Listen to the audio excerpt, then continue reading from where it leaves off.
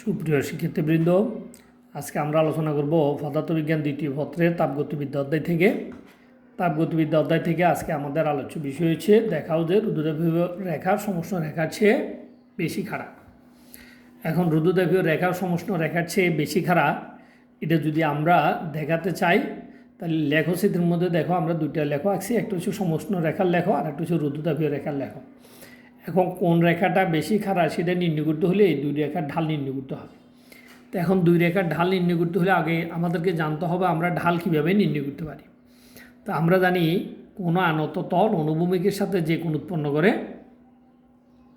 তার ট্যানজেন্টকে ওই রেখাটার ঢাল বলে। এখন আমরা যদি বলি এইখান থেকে যদি আমরা কোনো স্পর্শক অঙ্কন করি, এভাবে যদি আমরা কোনো স্পর্শক অঙ্কন করি তাহলে স্পর্শক এটা একটা আনত তল। এই আনত তল অনুভূমিকের সাথে যে কোণ উৎপন্ন করে এই কোণের ট্যানজেন্টটা দ্বারা ওই রেখার ঢাল নির্দেশ করে। ঠিক অনুরূপভাবে এই রেখা থেকেও যদি আমরা একটা স্পর্শক অঙ্কন করি তাহলে সেই ক্ষেত্রে তারও একটা ট্যানজেন্ট পাবো। তো রেখাটা যে বিন্দুতে স্পর্শ করবে ওই বিন্দু থেকে এটার উপর আমাদেরকে একটা লম্ব আঁকতে হবে। তাহলে এইটাকে যদি আমরা বলি ভূমি তাহলে এটা হবে আমাদের লম্ব। তার মানে ট্যান থিটা সমান হচ্ছে লম্ব বাই ভূমি। তাহলে লম্ব বাই ভূমি পাইতে হলে আমাদেরকে মূলত ফি ডিভাইড বাই ভি অর্থাৎ ট্যান থিটা সমান লম্ব বাই ভূমি অর্থাৎ ডিভি ডিভাইড বাই ডিভি এই রেখাটার কি নির্দেশ করবে, ঢাল নির্দেশ করবে। তো এখন আমরা সমষ্ণ রেখার ঢাল নির্ণয় করতে চাই। সমষ্ণ রেখার ঢাল নির্ণয় করতে হলে আমাদেরকে সমষ্ণ রেখার সমীকরণ আমরা জানি ফিবি সমান ধ্রুবক। ফিবি সমান ধ্রুবক এই সমীকরণটাকে আমরা ভি এর সাপেক্ষে যদি অন্তরীকরণ করে তাহলে অন্তরীকরণ করলে সমষ্ণ রেখার ঢাল আমরা পাবো। তো এই সমষ্ণ রেখার ঢাল পাওয়ার জন্য এটাকে আমরা বি এর সাপেক্ষে অন্তরীকরণ করতেছি। এটা তোমাদেরকে মুখস্থ মনে রাখতে হবে। যতক্ষণ তুমি মনে রাখতে পারবা ততক্ষণ তুমি পারবা। তাহলে এই ক্ষেত্রে আমরা জানি চাপ আয়তন দুটোই পরিবর্তনশীল, অতএব ফিকে স্থির রেখে প্রথমে আমরা বিকে অন্তরীকরণ করলাম প্লাস এরপরে বিকে স্থির রেখে আমরা ফিকে অন্তরীকরণ করলাম। আর ধ্রুবক অন্তরীকরণ করলে জিরো হয়, আমরা এখানে জিরো বসেছি। এখন দেখো বিকে বি এর সাপেক্ষে অন্তরীকরণ করলে রেজাল্ট হচ্ছে 1। তাহলে এখানে phi plus B d v by d v সমান সমান 0। তাহলে এখান থেকে আমরা লিখতে পারি বা এখানে b dv divide by db সমান সমান আছে মাইনাস পি। পিটা আমাদের এই পাশ থেকে ওপাশে চলে যাবে। এখন আমাদের বি গুণ আছে ওখানে তাহলে বাক হয়ে যাবে। তাহলে বাক করলে আমরা কী পাবো, বাক করলে আমরা পাবো ডিভি ডিভাইড বাই ডিবি সমান minus p by b. B এখানে গুণ এখানে আসে বাক হয়ে গেছে।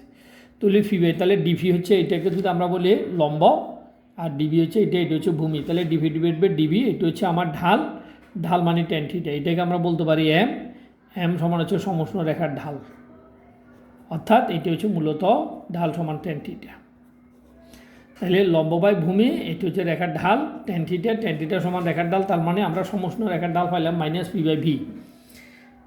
এবার আমরা রুদ্রদেবীয় রেখার ঢাল নির্ণয় করব। রুদ্রদেবীয় রেখার ঢাল কত পাওয়া যায় আমরা দেখব। তাহলে রুদ্রদেবীয় রেখার ঢাল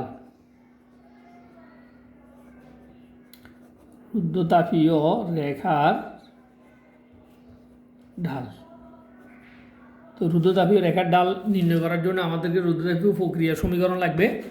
আমরা জানি রুদ্রতাপীয় প্রক্রিয়ার সমীকরণ হচ্ছে এফি বি গামা সমান সমান ধ্রুবক, অর্থাৎ এটা হচ্ছে রুদ্রতাপীয় প্রক্রিয়ায় চাপ ও আয়তনের মধ্যে সম্পর্ক। তাহলে রুদ্রতাপীয় প্রক্রিয়ার চাপ ও আয়তনের মধ্যে সম্পর্ক এই সমীকরণ থেকে আমরা রেখাটার ঢাল নির্ণয় করব।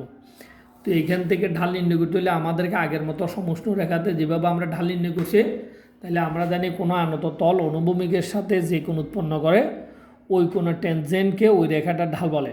তার মানে ওই ঢাল দ্বারা রেখাটা কতটা খাড়া আমরা তার পরিমাপ বা পরিমাণ নির্ধারণ করতে পারি। তো এখন যেহেতু রেখাটার ঢাল নির্ণয় করবো তাহলে এই ক্ষেত্রেও আমরা জানি ঢাল হবে ডিভি বাই ডিবি। তাই এই সমীকরণটাকে আমরা ভি এর সাপেক্ষে কী করবো, অন্তরীকরণ করবো। তো বি এর সাপেক্ষে অন্তরীকরণ করলে d db of p b gamma এইখানে যেমন আমরা অন্তরীকরণ করছি এইখানেও অন্তরীকরণ করলে ধ্রুবককে অন্তরীকরণ করলে আমরা পাবো কত 0। তাহলে ডি ডিবি ফি বি গামা সমান ধ্রুবককে অন্তরীকরণ করলে ওখানে আমরা 0 পাবো। তাহলে এখন এবার ফি ভি গামা এটাকে আমরা অন্তরীকরণ করব। অন্তরীকরণ করতে হলে যেহেতু ফি বি এটা দুইটা চলক আছে, দুইটা চলক থাকলে আমাদেরকে ইউবি মেথডটা নিতে হবে। তাহলে বা আমরা সামনাসামনি লিখতেছি প্রথমে ফিকে স্থির রেখে আমরা বিকে অন্তরীকরণ করলে কত পাবো d db of b gamma. এরপরে প্লাস, এরপরে বি গামা, এটাকে আমরা অন্তরীকরণের বাইরে নিব, এরপরে ফিকে অন্তরীকরণ করব ডি ডিবি অফ ফি সমান সমান ডান পাশে শূন্য আছে। এবার এইটাকে আমরা অন্তরীকরণ করব। আমরা জানি x to the power n এর সূত্র d dx of x to the power n n into x to the power n minus one. ওই সমীকরণটাকে যদি আমরা অ্যাপ্লাই করি বা প্রয়োগ করলে আমরা পাবো gamma into b to the power gamma minus one. তাহলে এটাকে অন্তরীকরণ করলে তার রেজাল্ট হচ্ছে এটা প্লাস এইখানে b gamma dv divide by dv, যেহেতু এটা ভিন্ন চলে যেভাবে আছে সেভাবে বসে যাবে। এখন এটা প্লাস, এখান থেকে আমরা উপকে নিয়ে গেলে এটা মাইনাস হয়ে যাবে, এফি ডিফি ডিভাইড বাই ডিবি। আর এখানে আমাদের একটা ছিল কত gamma, b two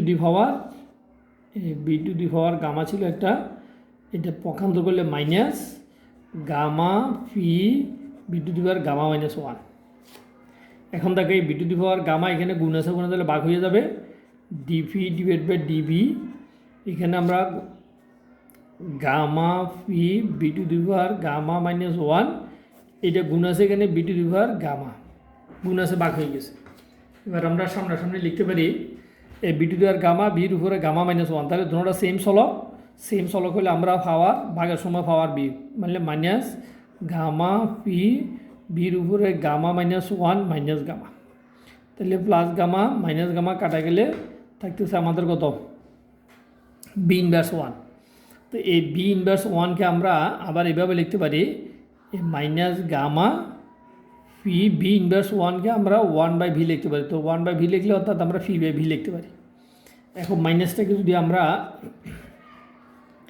DV divide by DB, মাইনাসটাকে আমরা গামা থেকে সরাই ফেলে এখানে দিলাম ফি ডিভাইড বাই ভি।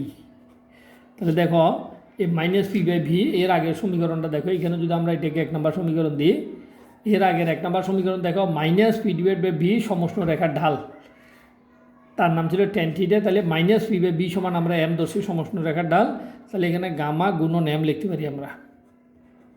তাহলে গামা গুণন এম, এখানে গামা গুণন এম হচ্ছে সমষ্ণ রেখার ঢাল, সমষ্ণ রেখার ঢাল। তাহলে এবার আমরা বলতে পারি এইটা হচ্ছে রুদ্ধতাপীয় রেখার ঢাল, সুতরাং এটা হচ্ছে রুদ্ধতাপীয় রেখার ঢাল, রুদ্ধতাপীয়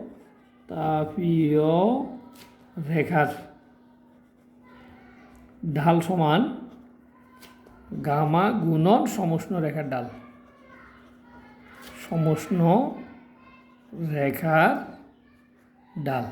তাহলে আমরা এখান থেকে বলতে পারি যে রুদ্ধতাপীয় রেখার ঢাল সমষ্ণ রেখার ঢাল আছে গামা গুণ বড়, তার মানে গামা গুণ খাড়া। আমরা লেখচিত্রের মধ্যেও দেখতে পারতেছি যে গামা গুণ খাড়া, আর সমীকরণ থেকেও আমরা দেখতে পাচ্ছি যে রুদ্ধতাপীয় রেখার ঢাল সমষ্ণ রেখার ঢাল আছে গামা গুণ খাড়া। তো ধন্যবাদ সবাইকে, খোদা হাফেজ। সবাই ক্লাসগুলো দেখবা, দেখার পরে ক্লাসগুলো তোমরা খাতায় লিখবা, না বুঝলে সেটা পরে আমাকে জিজ্ঞাসা করবা। ধন্যবাদ সবাইকে।